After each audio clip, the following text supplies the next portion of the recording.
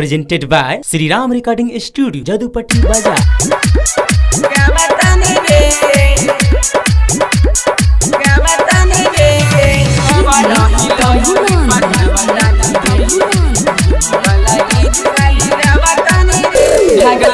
हमर माल बाल भइल बा, अब तक कुत्तो से बुरा हमर हाल भइल बा।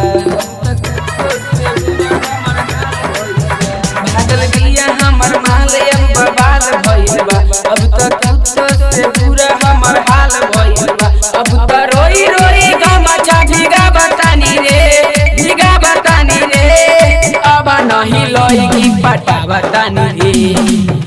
भला गीत खाली गावतानी रे, अब नहीं लोई की पटावतानी रे।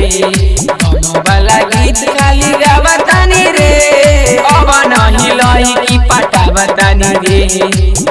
भला गीत खाली गावतानी रे, गावतानी रे,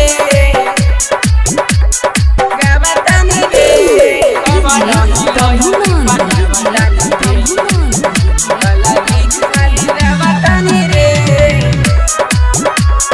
Sri Ram Recording Studio, Jadupati Bazaar. लेकिन अब बताएंगे कुमारे मर जाएंगे, भले हम बन जाई जोगी रे। सुन ली हो कि भागल दिया आजू जो खाना के मौगी रे। लेकिन अब बताएंगे कुमारे मर जाएंगे, भले हम बन जाई जोगी रे। सुन ली हो कि भागल दिया आजू जो खाना के मांगी रे। दुख दिल के अपना बता बतानी रे, अब नहीं लोई की पटा बतानी रे।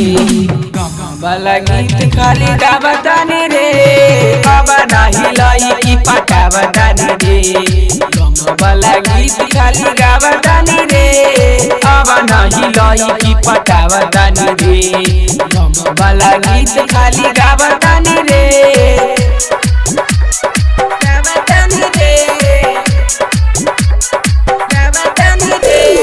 अब नहीं लोई की पटा बतानी रे, भला गीत खाली गा बतानी रे।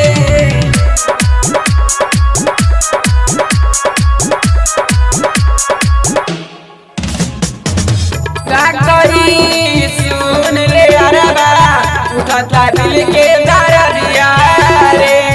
धोखाबाज बिया ई सब रे, गाँव के छोकरिया रे, गाँव के छोकरिया रे।